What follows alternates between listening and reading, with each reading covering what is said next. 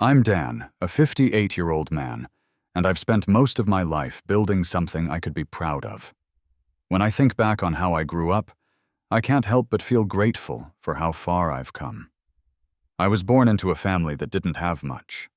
My dad worked long, grueling hours in a factory, and my mom picked up whatever odd jobs she could find to make ends meet. We were living paycheck to paycheck, and there were plenty of times we barely scraped by.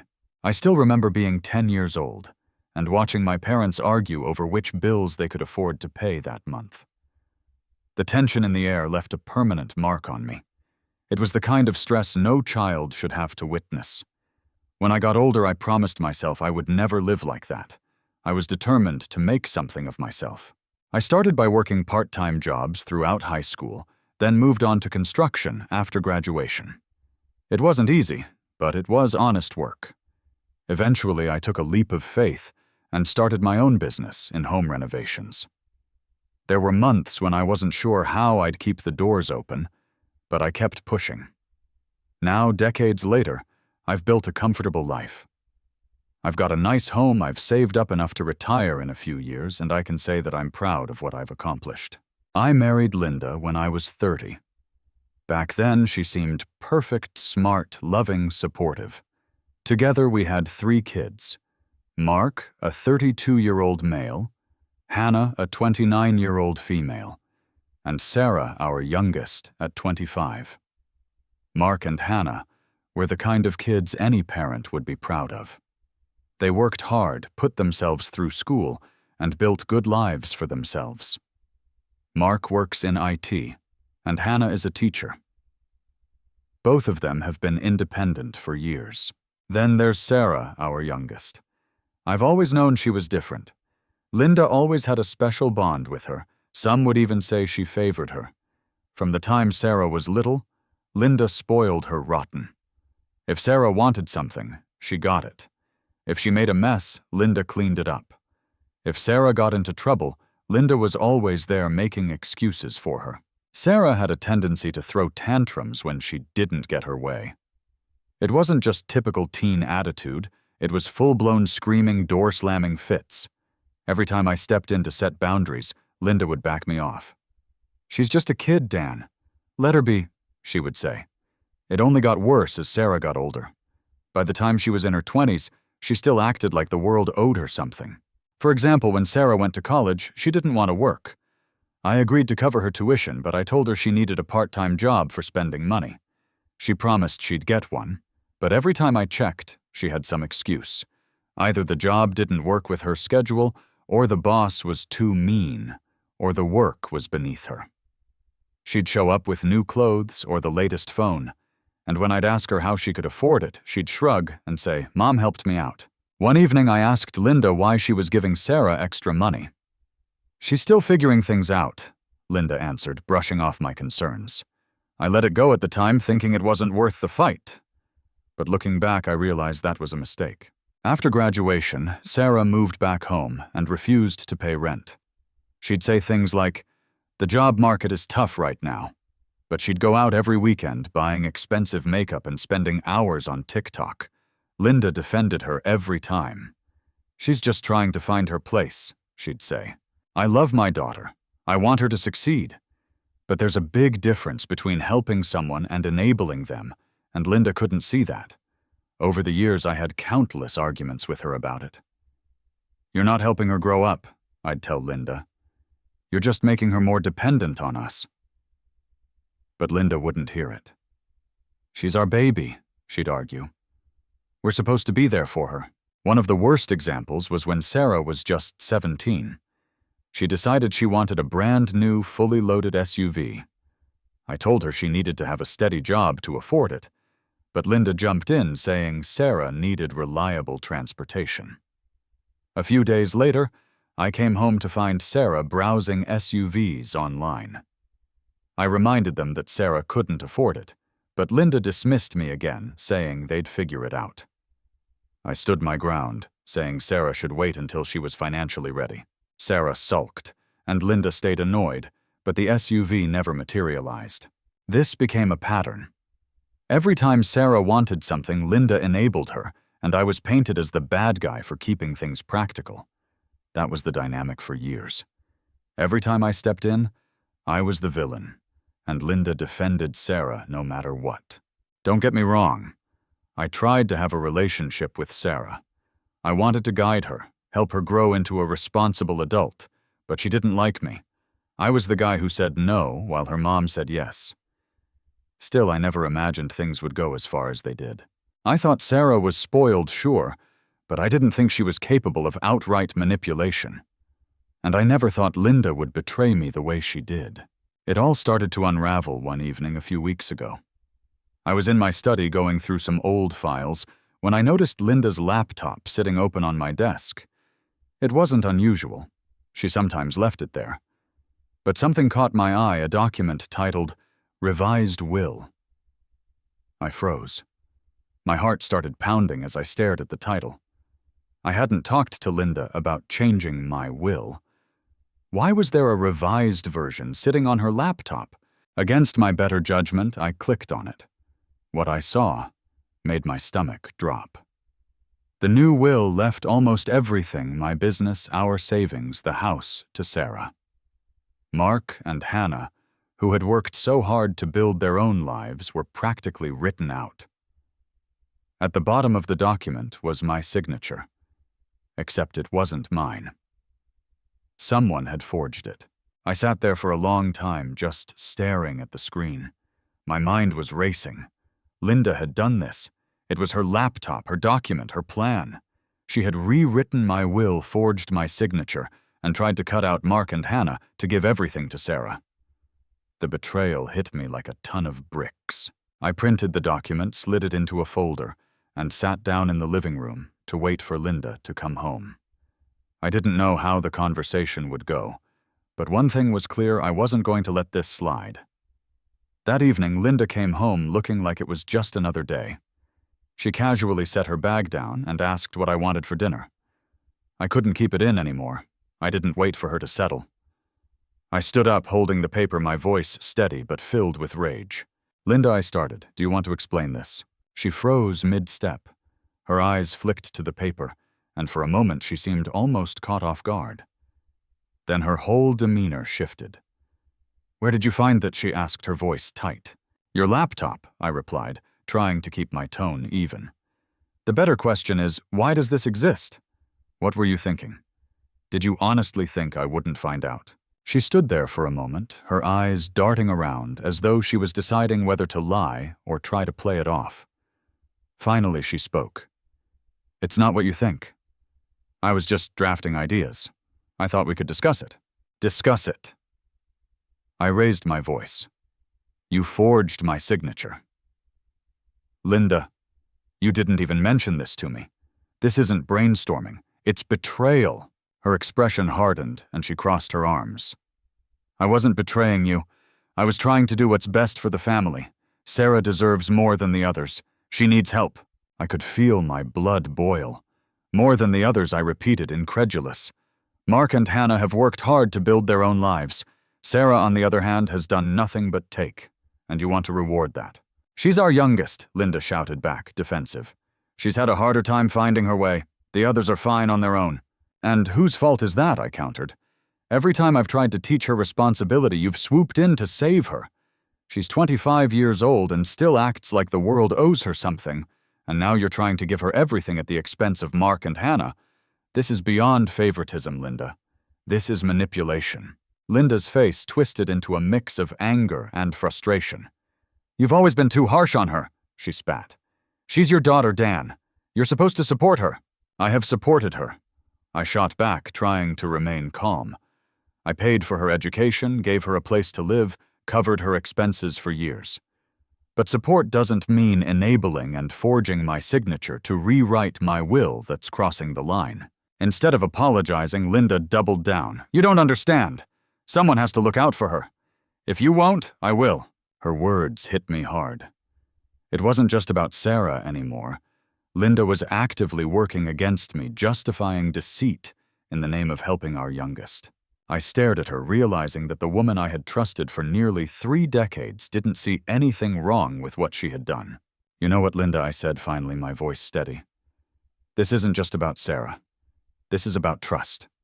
And right now I don't trust you." Her expression shifted, and for a moment I thought she might understand the gravity of what I was saying. But instead, she turned and walked away without saying another word. I couldn't sleep that night. I kept replaying the conversation in my head, trying to understand how we had gotten here.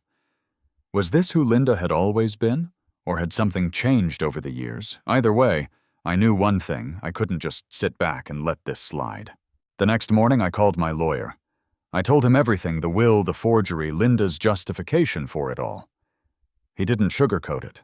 "Dan, this is serious," he said. "If she filed that forged document, it could have caused chaos for your estate.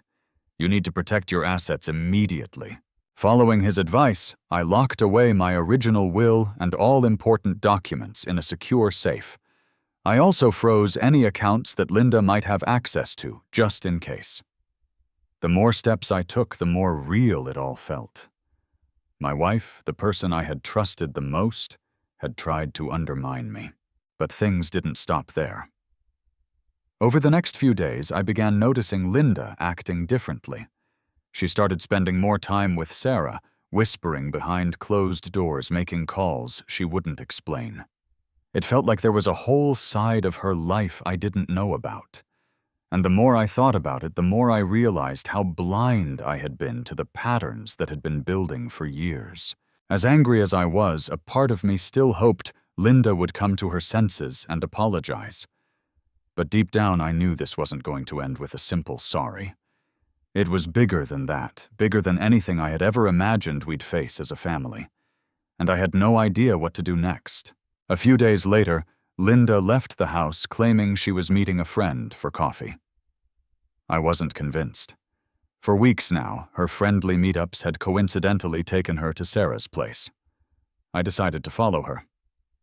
I waited a few minutes after she left and grabbed my keys. Sure enough, her car led me straight to Sarah's apartment. I parked a few streets away and waited.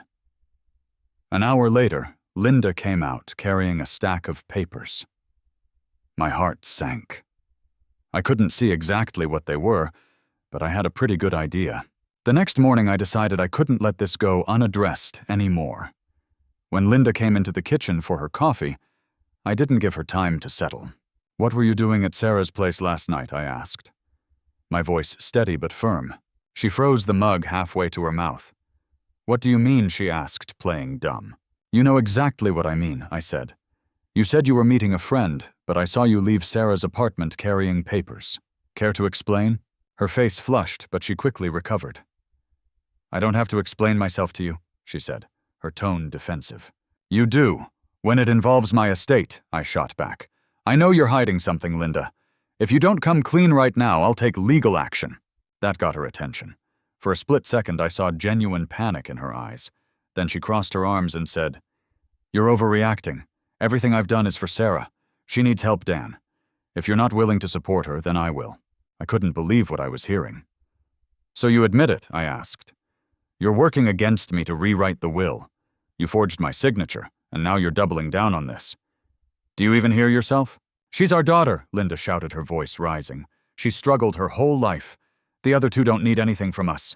They're fine. But Sarah deserves a chance. A chance at what I asked, throwing my hands up in disbelief. She's had every opportunity handed to her on a silver platter, and she's done nothing with it. You're not helping her, Linda. You're enabling her. And now you've dragged me into it with lies and manipulation." Her expression shifted. For the first time, I saw anger replace her defensive stance. "You've always been too hard on her," she spat. "You never believed in her the way I do. All you do is criticize." "This isn't about criticism," I said, keeping my voice steady. "This is about trust. And right now I can't trust you. You've crossed a line, Linda. I don't even know who you are anymore." With that, she turned and stormed out of the kitchen. I stood there staring at the empty space she left behind. How had my marriage come to this? Later that day, I called my lawyer again. We needed to move fast, I told him. I explained what I had seen and what Linda had admitted. He sighed, then said, "Dan, this is more serious than I initially thought. If she's already tried to tamper with the will and is still working on something, we need to act before she does more damage." We arranged to have a forensic expert analyze the forged document. A few days later, the results confirmed what I already knew. My signature was fake. With this evidence in hand, I filed an injunction to block any attempts to alter or interfere with my assets. My lawyer also helped me secure tighter protections around my accounts and the estate as a whole. Meanwhile, Linda's behavior only became more suspicious. She stopped trying to talk to me altogether, except for the occasional sarcastic remark. She spent most of her time out of the house, and when she was home, she was glued to her phone, texting furiously. It was obvious she was scheming with Sarah, but I didn't know what their next move would be. Then one evening, I overheard a phone conversation that confirmed my worst fears. "He's onto me." Linda's voice was low but sharp. "I don't know what else to do. If we don't act fast, it'll all go to Mark and Hannah, and Sarah won't get a dime." I felt a mix of anger and heartbreak. She wasn't just trying to help Sarah, she was actively plotting to cut out our other children. Mark and Hannah had done nothing to deserve this. Linda's blatant favoritism had crossed the line into betrayal. That night, I locked up the house tighter than ever.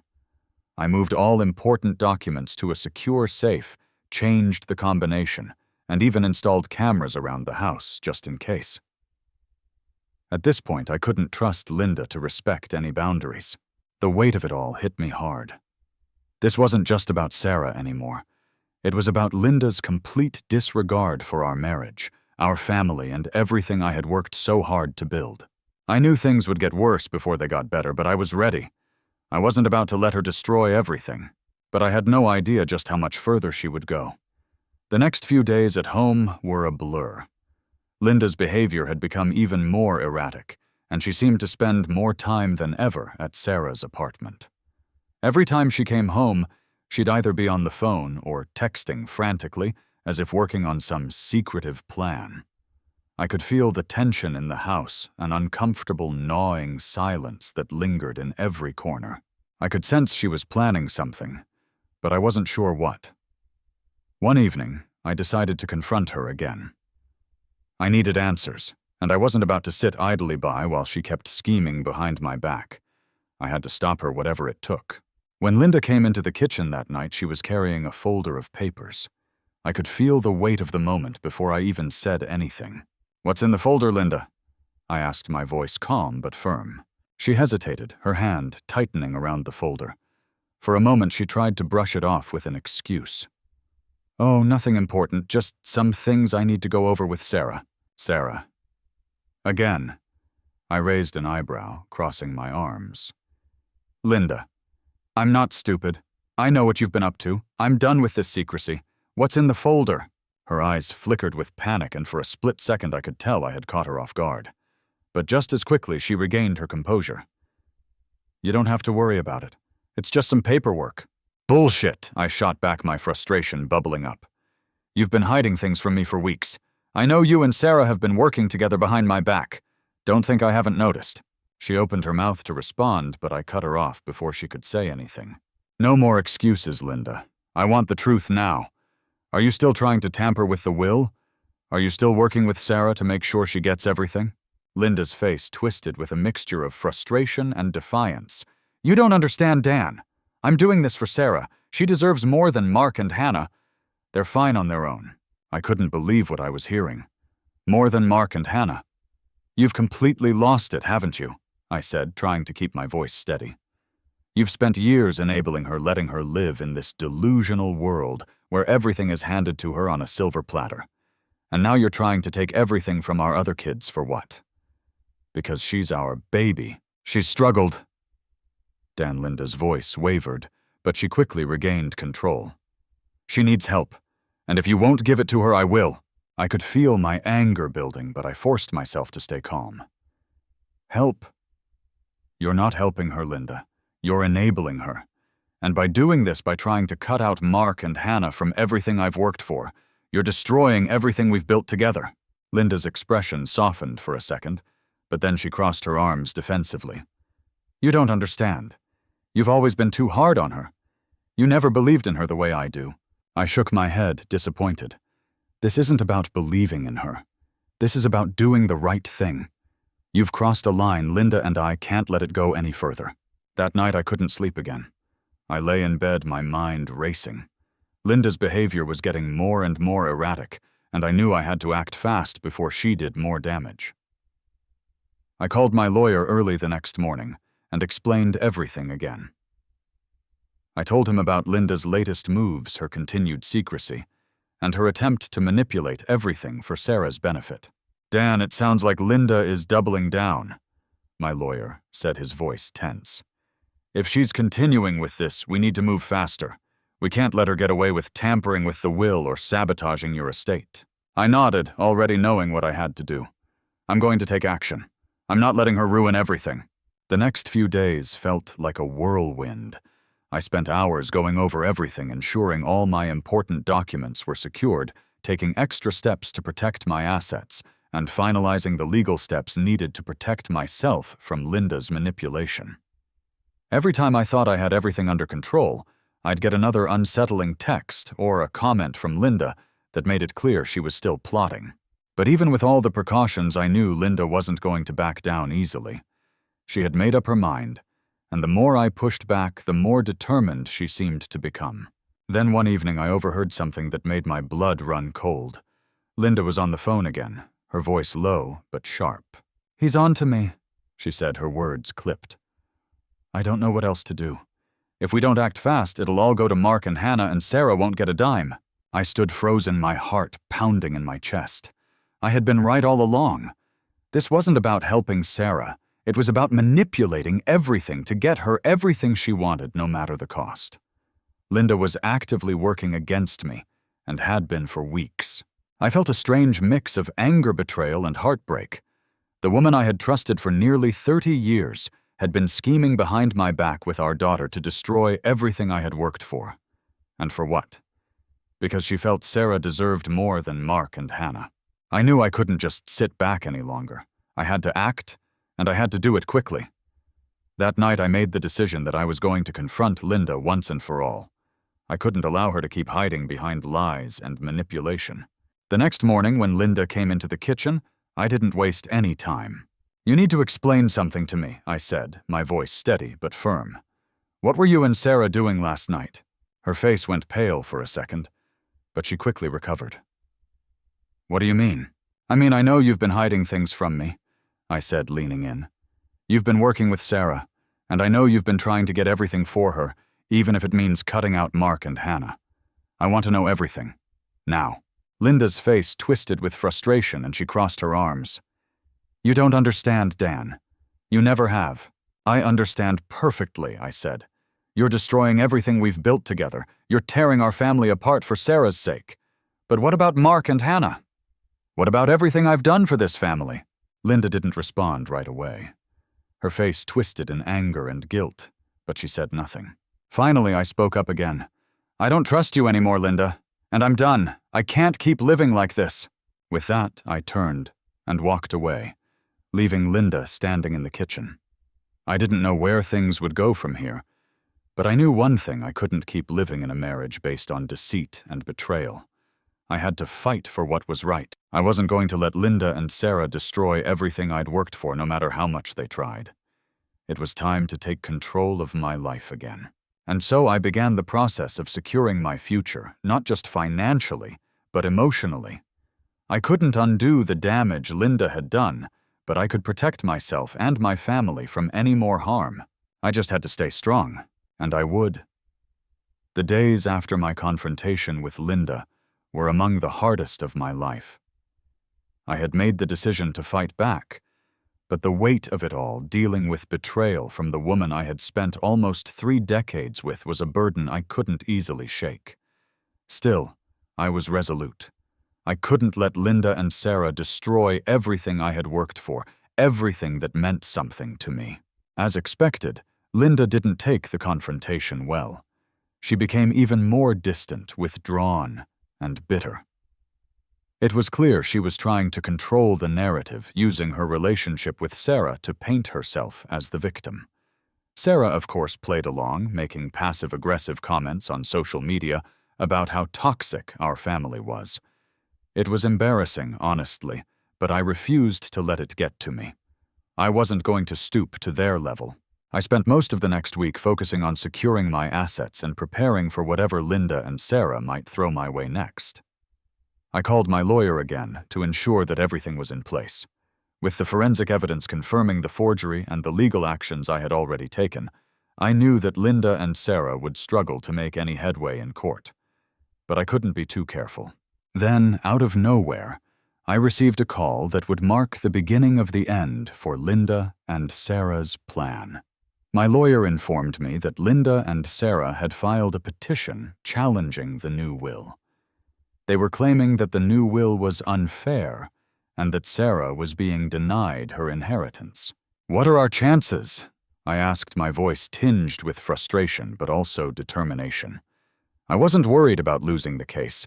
I just wanted to put an end to this madness. "They don't have a leg to stand on," my lawyer assured me. "With the forged document, the forensic report, and the steps you've already taken, their case will be dismissed before it even gets started. But we still need to be thorough." I wasn't concerned about the legal battle. My mind was more focused on the fallout from all of this. Linda and Sarah had dragged me into their mess, and now I was going to make sure they faced the consequences. The day of the court hearing arrived, and I couldn't help but feel a sense of dread. As I sat in the courtroom with my lawyer, I couldn't shake the feeling that this was bigger than just the will. This was about everything Linda and I had built together, the trust, the respect, the foundation of our family. And Linda had shattered it all for Sarah's sake. I tried to stay calm, but my emotions were running high. Across from me, Linda and Sarah sat together whispering furiously. It was clear they were plotting something. But this time they weren't going to win. When the judge reviewed the evidence, my forged signature, the forensic report, and the testimony from my lawyer, it was immediately clear that their case had no merit. The judge dismissed the petition outright, and for the first time in weeks, I felt a wave of relief wash over me. But as we left the courtroom, I couldn't shake the feeling that this wasn't over. Linda and Sarah weren't the type to back down quietly. They were out for blood, and I had to be prepared for whatever came next. I didn't have to wait long for the next attack. After the hearing, as I was walking to my car, I was confronted by Sarah in the hallway. She was seething, her face red with rage. "This isn't over, Dad," she spat, her voice dripping with venom. "You can't just cut me out of your life like this." "I didn't cut you out," I said, trying to keep my voice even. "You and your mother made these choices. I tried to be fair, but fairness isn't what you're interested in. This is on you, Sarah." She stormed off, but I felt a strange sense of relief. I had done what was right, and no matter how much they tried to manipulate me, I knew I was done bending over backward for them. In the days that followed, the fallout from the hearing was swift. Linda and Sarah immediately went on a smear campaign, calling family members and spreading lies about me. They told everyone I was trying to cheat Sarah out of her inheritance, that I was abandoning my family, and that I was the villain in all of this. But I was ready for this. I had already spoken to my lawyer, and we had prepared the evidence, the forged will, the forensic report, and the steps Linda had taken to manipulate the situation. When family members called me to ask about the situation, I didn't hesitate to tell them the truth. I explained everything what Linda had done, the way she had worked against me, and how Sarah had been enabled for years. My younger sister was the first to reach out. "Dan, what's going on? Linda's saying you've turned your back on her. That doesn't sound like you." I could hear the confusion in her voice. I knew I had to set things straight. "It's not true," I said, my voice steady. "Let me tell you what's really happening."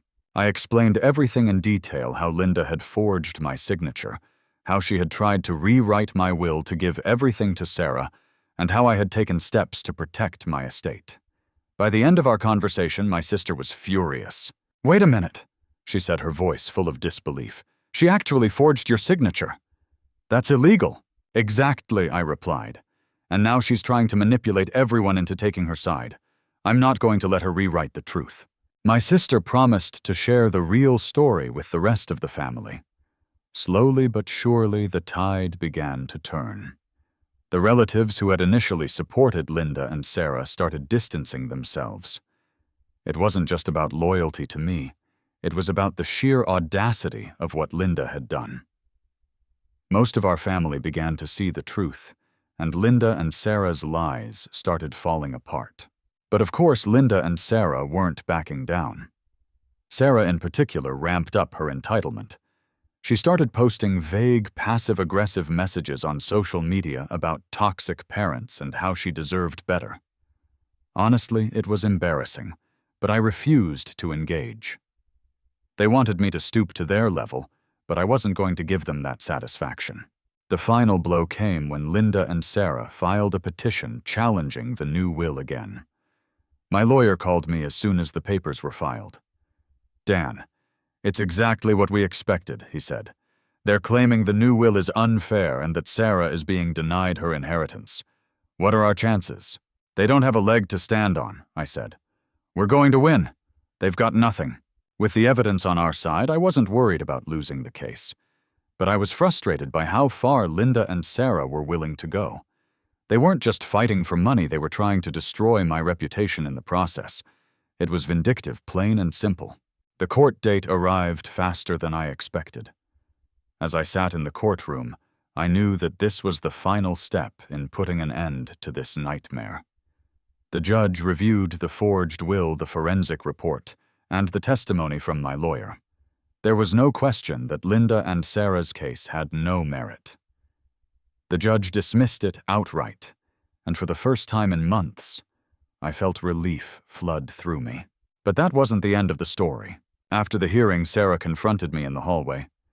"This isn't over, Dad," she said, her voice dripping with venom. "It is over, Sarah," I said calmly. "You and your mother made these choices. I'm done." I knew that I couldn't change Sarah.